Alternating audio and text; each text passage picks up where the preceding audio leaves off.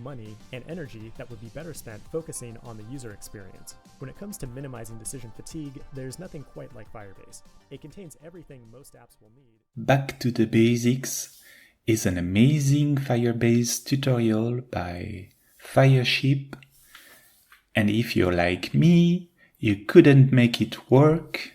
As a disclaimer, I'm a total beginner.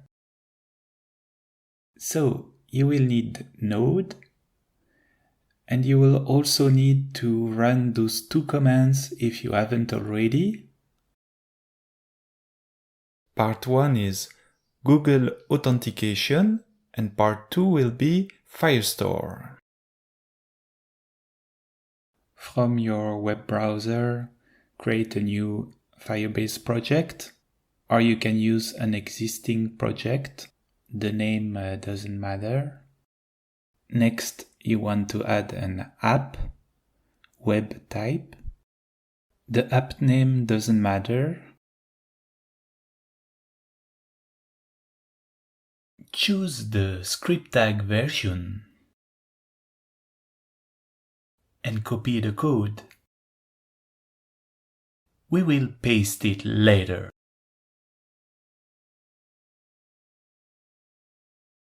Create a new directory on your computer,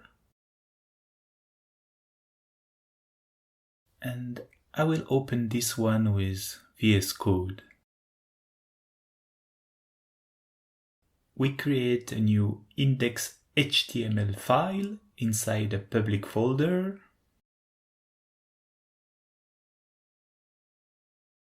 We'll also need an app.js file.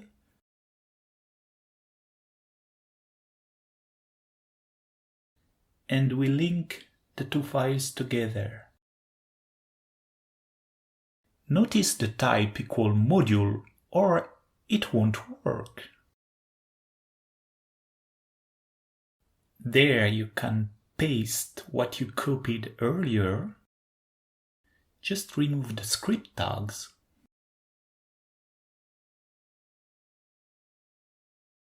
Now we want to log the app variable and check if we get a Firebase object. A naive approach is to test right away in the browser our index.html file. As we can see in the console, this doesn't work. We need the init command and the serve command later on. From the list, pick hosting, the first one, and emulators. Use an existing project.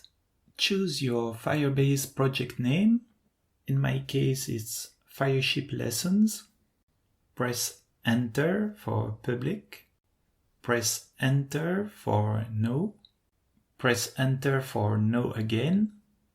Overwrite no. Press Enter. Here you choose Hosting Emulator. And yes, init complete. Now you can type in the Firebase serve command. My port 5000 was already taken, so I have port 5005 instead. We browse that link in the browser, we inspect it, and here it is in the console. We have the app variable, the Firebase object.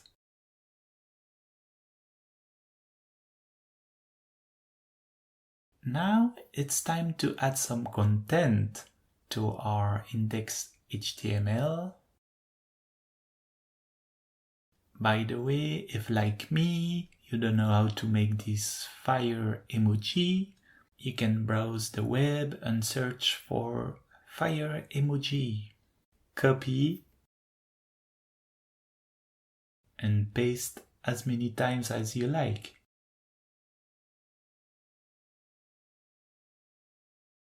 when sign out contains a button to sign in,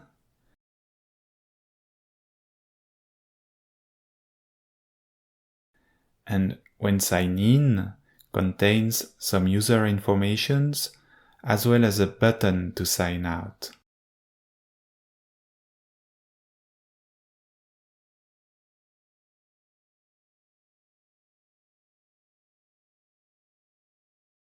We can remove the log, as we already know it works.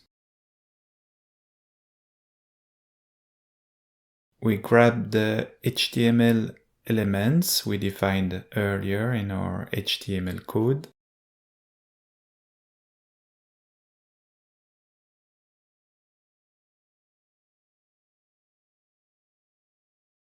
I got a typo. We need to call two Firebase methods, and we'll use those two variables in our sign in and sign out events. On-auth state changed will be called automatically every time the auth state is set to a new value. So it's a good place to hide and show informations.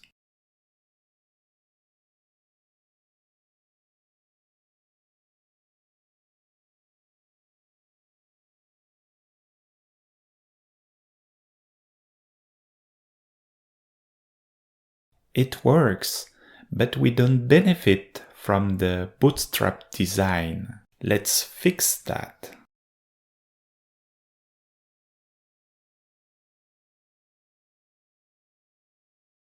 We'll just copy the CDN in our header.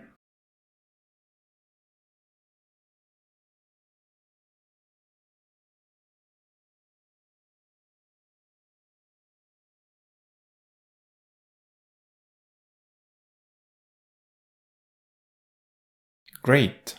Bootstrap is working. And we have errors.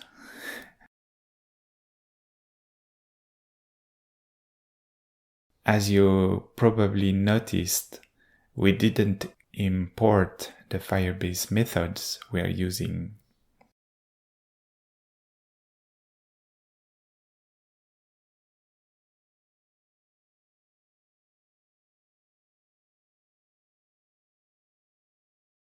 Errors again! My button variable names didn't match the click events.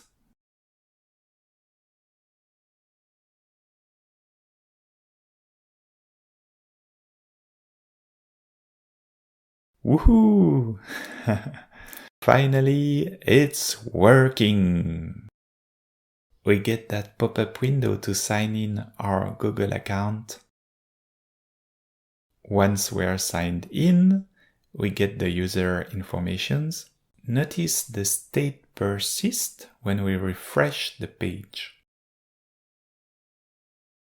Now let's take a look at where the authentication is stored. Application tab, IndexedDB, Firebase local storage. We sign in again. Refresh, and here it is, all the authenticated user informations. If we go back to our Firebase web interface, we can see a new user. Okay, we'll start part 2, Firestore. We'll store some informations in the database and attach it to the authenticated user. Click on the Firestore menu and create database. Select the test mode. Select your closest location for better performance.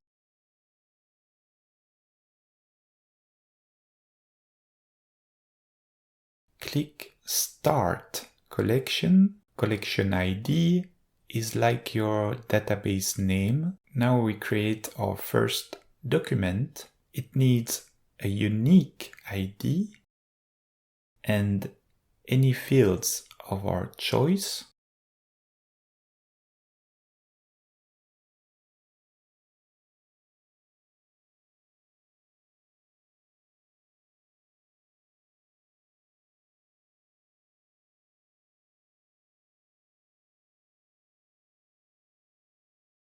Let's create a second document with the same fields.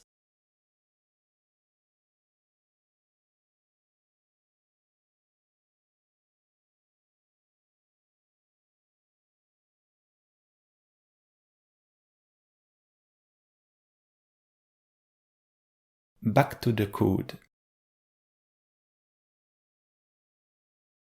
Now we'll add a section to list our things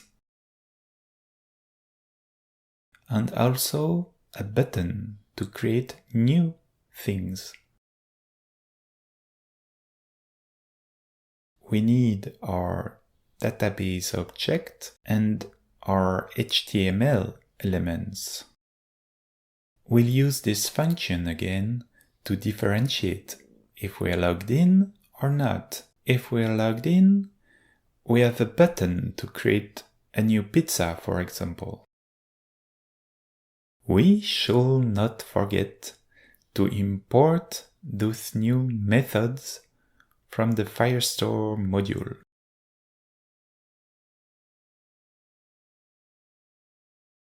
Good, I have the new button to create my pizza. I click, and we cannot see it yet, but it's there in the Firebase web interface.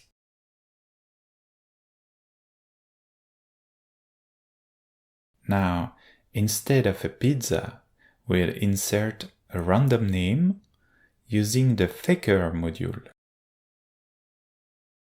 We will also insert a new field which contains the user ID. We import the Faker module.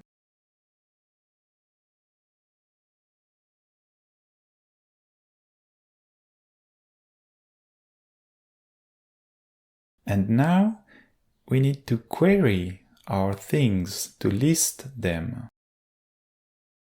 We select only the ones with our user ID. This block of code lists the results of the query. It also subscribes to any future changes. Anytime the database changes, this function will be executed. We can stop the subscription anytime, checking the unsubscribe variable if it is set or null. We should not forget to import the new methods from the Firestore module.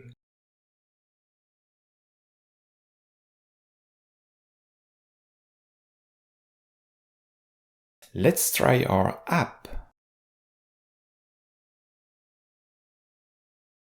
Now I can create random things and it gets listed from reading the database.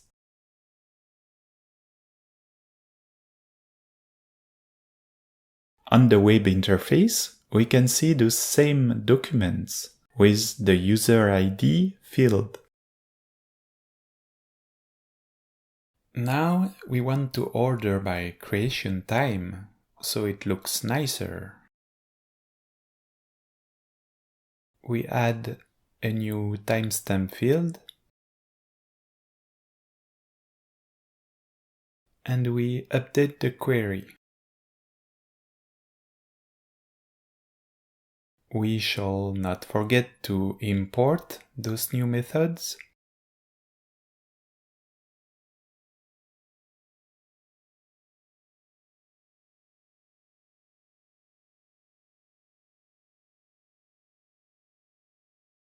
Okay, this error is tricky. An index is needed to execute such query. The error message helps us to create this index for us. Just follow the link and click Create Index. Now it's building. I skipped the recording because it's 5 minutes long. Once it's enabled, we can test.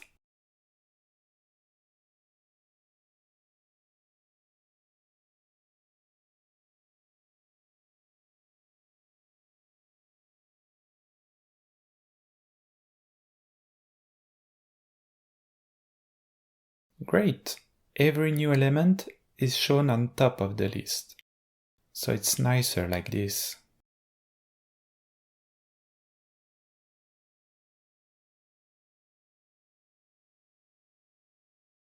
We can see the old documents without timestamp, and the new ones have the timestamp field. Finally, we'll set the security rules to production mode. Click the Rules tab.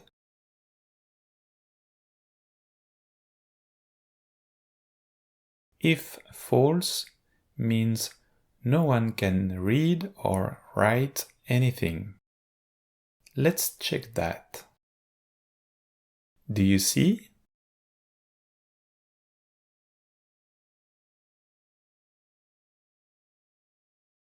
Now we can add rules to allow read or write under certain conditions.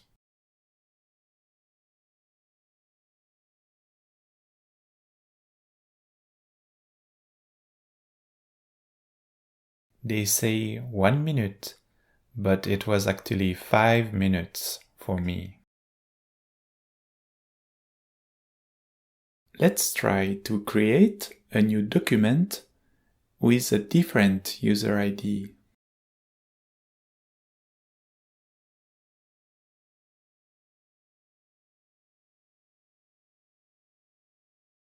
And now you cannot create elements with passing a different user ID than yours. Great! Thank you for listening this far. Happy coding, everyone!